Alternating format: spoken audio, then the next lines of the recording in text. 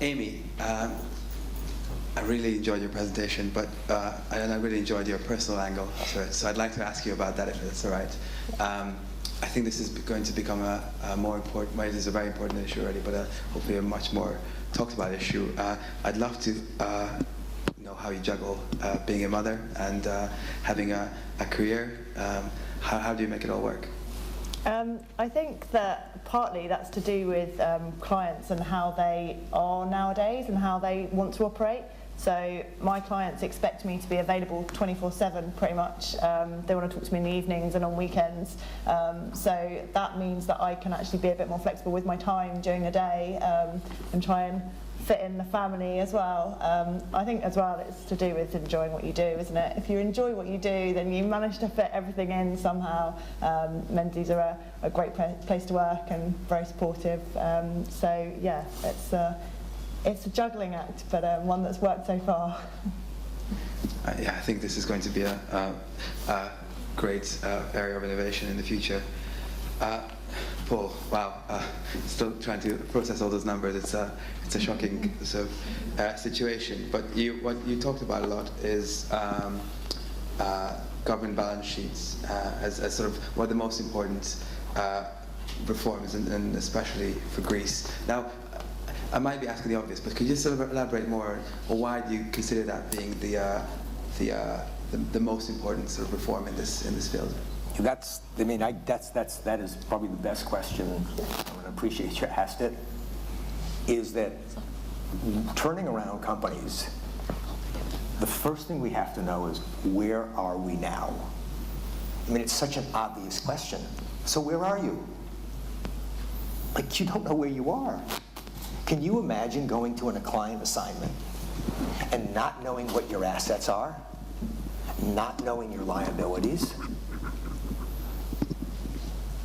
To us, it's like, one of the really kind of well-known hedge fund guys who helped us when we first started back in 1988 said to me, Paul, he goes, you breathe this. And he goes, you're going into a space where you have to explain to people why a balance sheet is actually the starting point for knowing where they are. They're trying to develop trust. They're trying to develop confidence, and they don't list their financial assets. They don't list their fixed assets. They don't list their liabilities. Nothing. And then they go to try to make decisions, and the decisions they make can destroy literally 10, 20, 40 billion in value on a population of 11 million, and it has absolutely no impact and nobody sees it. I mean, you almost, sometimes like the biggest lie of the century, it's like, you almost have to pinch yourself when you see some of these numbers, like, could you really have lost 625 million a week?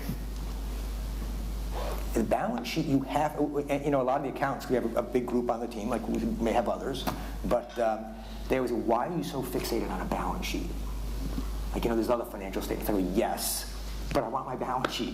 And I want to start with my balance sheet. I want to know my assets. I want to know the calculations. I want to know the valuation. I want to know assets you're putting on the books for $2 billion that are worth 0. And I want to know ones that you have that you're not putting on your books. And they don't want it, because if you think about it, I'll just wrap up real quickly. If you spend money to buy assets, and there's no record of the asset on your balance sheet, what do you think happens to those assets in Greece after they buy them? They just walk away. Would you have trust? No. That's a horrible thing to say, but it's like, that's what we found. And looking at the rest of Europe, by the way, like, you don't get an A. I'm not saying the U.S. is any better either. I mean, it's like, we've got 2.5 billion in debt we're not putting on our books, it's held by the Social Security on a base of 13, so that's like not like a Legion thing either. So, okay, thanks. Anders, I'd like to talk a little bit more about Europe and Brexit, if you allow me. Not Greece, hopefully. Not Greece. No, I won't ask you that question. I wanted to ask you about Brexit, actually, another fun topic, and I wanted to see, what do you think if Brexit will mean for the audit profession? Will it have an impact? Yes, that's the short answer, right? Yes, and then your follow-up question is what, right? Yes. Exactly. Okay, that's the tricky one. No, but I think in all fairness, and it goes back to the technology and the regulatory, we actually like change, right, as an industry, because then people need advice, our clients need advisors. So in all fairness, Brexit, of course, longer term, it may mean something for the economies. It's not, you know, it creates a lot of uncertainty, but if we have to be brutally honest, it's also some opportunities for us, because our clients need to rethink how they're structured, where they're located, and you know, the tax regimes and other areas will change. And in all fairness, that is opportunities for us. That is very true. It's very true. That's going to be an interesting period of transition.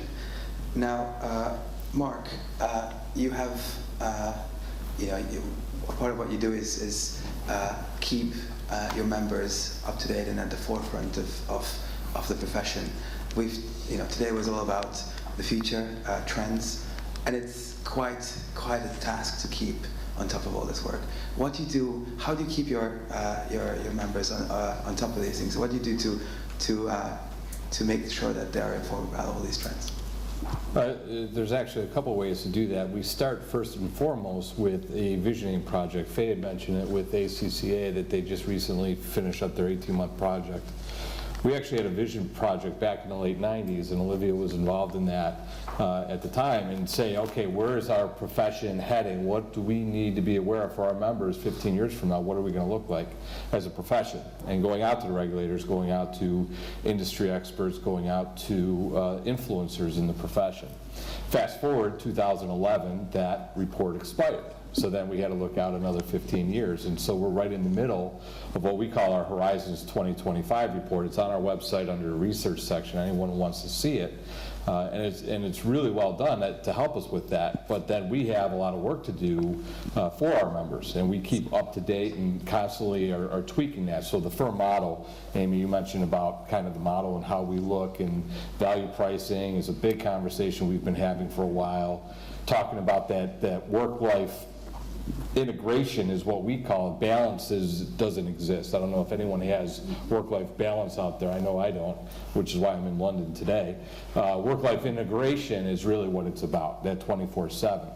Taking that then, what other services should we be focused on as the trusted attester? That came through, and Paul, obviously with integrated reporting, that was a big deal to stay relevant as a profession, seeing that driver of change in financial reporting.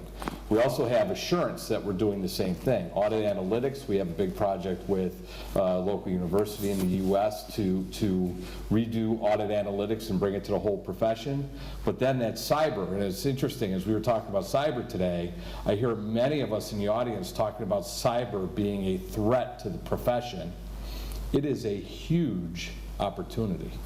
And right now we just sent out 2 exposure drafts, one to management, asking about principles that they should have around having a cyber risk management system put in place, and then also an exposure draft to the audit community about how are we going to provide some level of assurance. We're not going to say that the company is risk-free from cyber, because none of us are risk-free from that. But do they have the right systems in place? So we see that as the audit of the future for the profession. Thank you. Now, David, unfortunately we didn't get a chance to hear a presentation, so I'll give you a deliberately wide and open question, hopefully you can cover the points, some of the points you would like to cover. What do you think corporate reporting will look like in 5 years? Right, let's see which of these microphones works. Right. Thank you. This one works. Good. Right, firstly, I'm delighted to have finally got here. As I said to Hind when I arrived, I think for many of us in this room, flight delays are inevitably a job hazard. I think being delayed at Nairobi airport is perhaps not one of the better airports in the world to be delayed at, as many in this room will know. But very, very good question, Michael. And I think to pick up, Paul laid the foundation on this one very well, and we found when we were when Hind was reviewing our presentations, I think Paul and I were crossing on quite similar ground, and the future and technology is clearly having a major impact on corporate reporting as we sort of move away from large printed bundles to wide range to large amounts of information that we can find and capture online. And our profession still needs to be able to adapt to how, as auditors, we report on such information, and of course what impact it has on the assurance of this wider set of material that is no longer connected in a bundle, page 1 to nowadays more than page 100, and indeed with some hundreds of pages. So that is one issue we have to face. Then Paul's area, and the area where Paul has been working in for the last several years, is the whole integration agenda. And a point that I was going to make in my presentation is we have an awful lot of different bodies who are contributing to the development of standards, guidance, codes on the information that comes with or could come with the financial statement, the traditional financial statements. And ultimately, we've got to really try and settle on a relatively small number of these, or even try and codify. Now, possibly it could be Paul's organisation that eventually takes the lead, it could be others, but we do need to pull these different sources together, otherwise it can become incredibly confusing.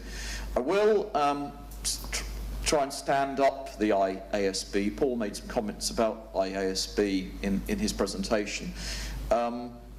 IASB has made an effort in the recent past with the disclosure initiative, and the aim to cut clutter in financial reporting is to be strongly encouraged. Regulators, and obviously I see that you've had some regulators with you during the day. Regulators, though, need to themselves acknowledge what IASB is doing and not seek to criticise companies who do seek to follow the lead of IASB to cut the clutter, to cut out the immaterial disclosures, to cut out the unrequired items, because some regulators are still following a checkbox approach, going through the disclosure checklists, and of course saying disclosures have not been given. So that's very important.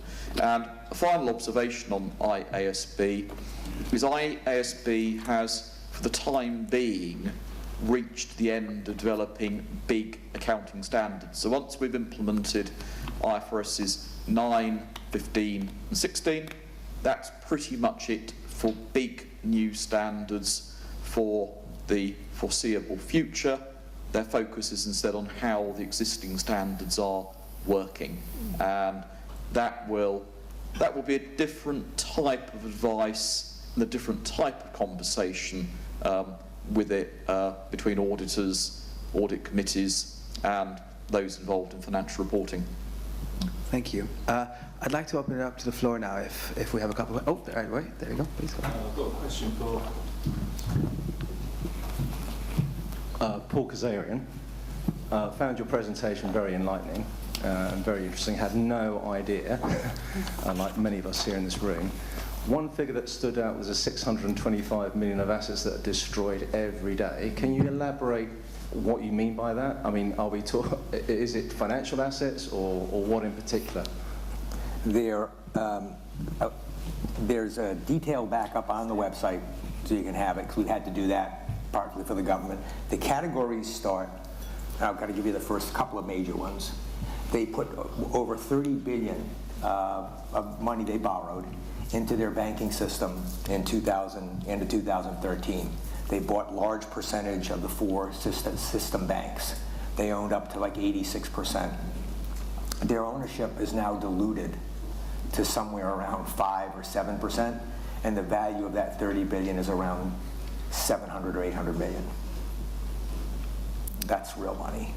And I don't know if Carlos is here. Yeah, he's over there. We were fortunate enough to have a reporter ask the alternate finance minister this question about the 30 billion and said it was a scandal and why, that this is really it. And the response of we had it on tape and we posted it with subtitles. And he gave a defense by saying that's not the way an economist looks at it. That's it. You heard the tape. He just said, I'm an economist. We don't look at that. We don't look at markets, and that's just it. That's one. Two, there's the rebates. You may remember that slide I put up about the rebates of principal and interest. Under the second bailout agreement, there was an agreement with the EU that they would get returned 12 to 14 billion of interest they paid to the ECB, which is the ECB and national central banks, and because they had bought their bonds when they were below par, they'd get part of the principal. It worked out to 14 billion. Because they violated the agreement so repeatedly, they breached the contract and lost the present value of 8 billion in those rebates. This year alone, they lost 1.6 billion in rebates. It's 1.6 billion. I mean, it's on 80 to 90 million of spending. You're trying to get a primary balance of 0.5%, maybe, if you're lucky. So what are you talking about? A 90, a half is like 800 million, and you just lost 1.6 billion in rebates because you breached your contract? And when it's brought up in Parliament a couple of months ago, the response literally was none. They wouldn't even respond. And I can continue to go down the list, category by category. Fire sailing assets, because you have cap rates on your real estate that are 14 compared to the countries that are at 4 to 5 because there's no economic growth. So the assets are going at prices of 40 to 50% on their sales. It's like, we are stakeholders. We're turnaround people. And we see this money, and because can I have 2 more seconds? 2 more seconds. They put a committee together to implement the 7th time we've been able to get to put together an accounting standards committee. Okay? 28 people they put on the committee. How many of them had a CPA? 28. It's to implement IPSIS. 1, 85 years old and retired. Not that makes any difference. Okay? No. I mean, some of us are approaching 85, right? I mean, Years of knowledge. That's years of knowledge. Right? He hadn't practiced in like decades. They had one meeting, it was disbanded, the person who advocated was moved over to the Foreign Affairs Department. And we sit there and it's like, this is why you need a balance sheet. So there's no record of this. And none of it, by the way, the loss, none of it passes through the P&L. Not a penny of it passed through the P&L, under the operating statement, because you don't have a balance sheet. Thank you. We are running over time, so I'll just take. We've got 10 minutes, okay? We will not keep you more than 10 minutes, I promise. I'll take a couple of more questions, and if we can bring the previous slide back, I think that's a very good final sort of set of questions I'd like to ask the panelists to think about. We're talking about establishing the roadmap for accounting in 2016 and beyond. If you had one agenda point to add to that roadmap, what would that be? It's the usual, what's the one thing that comes out of your presentation that's the most important thing that you think? So think about that while we take a couple more questions. Derek Haynes, International Integrated Reporting Council. I think one of the underlying themes that seems to be cropping up very often in the discussions is lack of trust. I think lack of trust by the population as a whole, if you like, however you care to define that, into all sorts of organisations, be it government, be it big businesses, be it particular hate figures such as bankers, dare I say it. I think, and this is all very corrosive in terms of making the economy as a whole work for everyone. So my question really is, what role can reporting play, accounting and reporting play, into rebuilding trust in a way that reports are produced that people can understand, relate to, provide useful and valuable information that enables them to understand what is happening in a company, by government or whoever the organisation may be, and to rebuild that trust. Anybody like to tackle that question? Yeah, go ahead. Right, shall I start then on that one?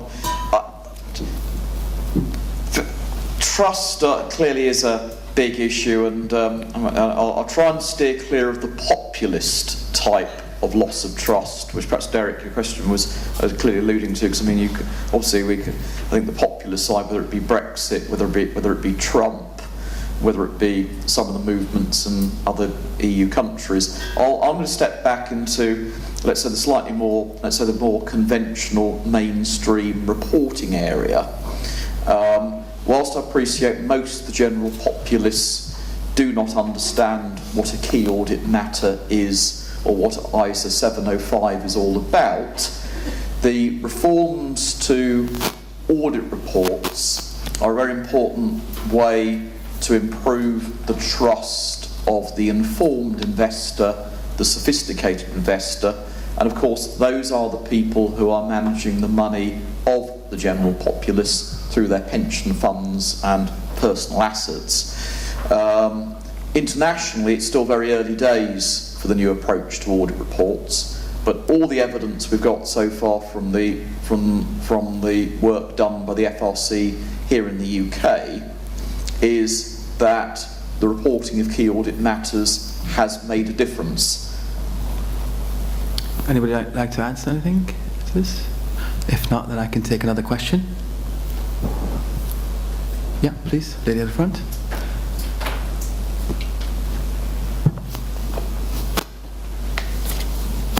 Good afternoon, Tuto from Mugongi. My question is to Paul on the Greece matter. What actually inspired the work, and what keeps you actually carrying on with the work? Is there an upside to this type of work? Is it probably, I'm just intrigued to understand really what is, the background to the inspiration for your firm to continue doing the work on Greece. And if I may add to that in 1 minute, what does that? What was the inspiration? Simple answer is twofold. One, we're one of the largest bondholders, which we're fortunate to have bought back in 2012 when the bonds were, in the like 11, 12 cents. And two, we have a fairly large foundation, which gets all of our firm's profit. And this, in accounting and financial reporting, is a perfect mission for our foundation. We've been looking for one to support. We support events. If anybody has public events or looking for nonprofit events and looking for support, contact our foundation. Where it's a 501c in the U.S. and we're happy to support. It is about governments. It's not, companies. We're kind of confident that we get. When you don't, you don't. But if you have them, contact the Charles and Agnes Kazarian Foundation. Contact them if you have events that are interested in government or taxpayer education or in students or schools. Just let us know. So that's our mission. Can I just add to that? Please. I think, in the UK there's the whole of government accounting, which is being talked about, and a lot in the European Commission and the European Union. They're starting to talk about that. I mean, the Greece issue is, is highlighted, and I think we're all quite shocked at what we saw. But I think let's also understand that we do need to see, going back to some of the things I was saying, we need to understand how and where value is created and diminished. Right. So if in a simple case, if you're spending money on improving beaches, right, you may be spending taxpayers' money on improving a beach, but actually the utility and the society is improved by that. So value is created in that way. And so what I'm saying is that although Paul is talking about the very basics of financial balance sheets, those countries and those nations where there is better financial stability and accounting, they should actually be moving on from that and saying, well, just where is our money being spent, and is it being spent in the right way, rather than just within the confines of the balance sheet as such. Because actually the balance sheet does not represent the full value. And I agree with Paul, it's absolutely core. I mean, we're all accountants in the room. We understand that you have to start with a balance sheet and then you can move on. So in Greece, I understand that. But let's be careful that we don't paint the whole of the world's governments in those sort of terms. No, we found 8 governments in the world that had credible balance sheets. So I don't know how many governments there are in the world. Maybe there's like 10 only. But we found 8 but I think that had decent balance sheets. And if someone can find more, I'm happy to sit down with them. I absolutely am a total supporter of integrated reporting. I believe it for our companies. We do it. We work on it. A total. But it is so horrible in the government sector, and they use complexity to try to avoid putting a balance sheet together. They'll put massive, because they want higher standards. They don't even have a balance sheet. We have basically 8, and the other ones don't have them. So in order to advance, get your first homework done, get it done, and then you can advance. Otherwise, you're going to get tied into a cycle, and you'll never get it done. You're going to continue to be stuck there. That's my view. Yeah, it is a view. Okay. Final questions, perhaps to Amy, Anders, or Mark.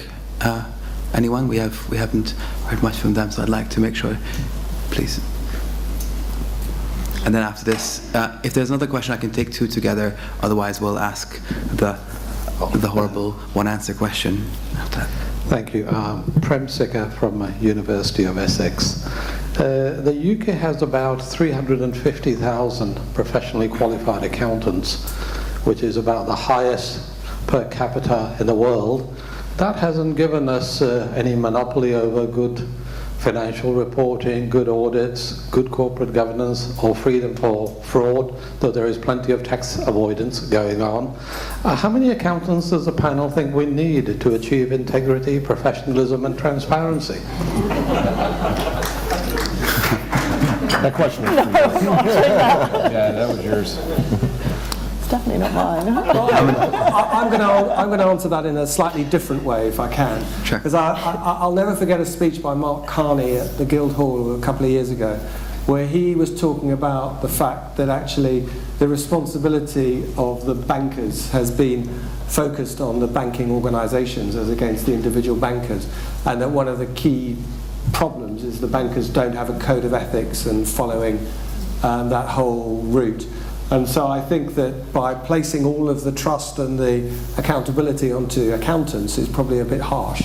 But what we need to do is to have a professionalism in the capital markets, which I think at the individual level, which I think is a problem that we have certainly in this country, and I know in many others. I can't answer your question because how wide is the river? David? Prem, I'm going to disagree with you a bit. As I go around the world, people say to me, the UK has provided superb leadership on, say, corporate governance, going right back to the start of the work with the Cadbury report. And I'm going to then link and as I go around, and I was sitting at a dinner last night in Africa with people saying to me, what can I do to join ICAEW, because they see ICAEW as being the gold standard of accountancy in the world, and I think that probably says something for the UK's institutions and for indeed all the accountancy bodies from the UK. Now I'm going to pick up, if I can, the question that was put to Anders earlier about Brexit, and I'm going to link this together. A lot of people I know in the continuing European Union countries say to me, if there is a hard Brexit and the UK is no longer involved in the setting of policy in the EU for our area, then that is going to be a major loss, and the skills of the UK accountancy community will be sorely missed. And the result could be regimes that move away from the principles-based reporting that we're so proud of, and there's the risk of a more rules-based environment. So we should be proud of our profession in this country, and we should be proud of the fact this is one of the countries where young people want to join our profession. Can I go to a good many countries where the professions are being challenged to find young people? We could increase the numbers many times more, and I'm sure, Prem, many of your students really desire to enter our profession and to become proud professionals for the future. Thank you. Anyone else like to add anything? I mean, that's a very good answer, yeah. So now my closing question, if that's all right. So Time Metric Media is given the task of fixing the profession, setting the new agenda, a roadmap, and our esteemed panelists are asked to propose agenda points for this roadmap. What would you put on this agenda? Start with me. Sure. Okay, I'm just going to do a sound bite, if you like. So I would move from the idea of a chief financial officer to one of a chief value officer. Excellent. I think it's important for everything that we've been talking about today to cut through the noise. How can we focus on what we're doing and cut through all the noise, particularly in relation to technology? You got to educate your population. They're financially illiterate.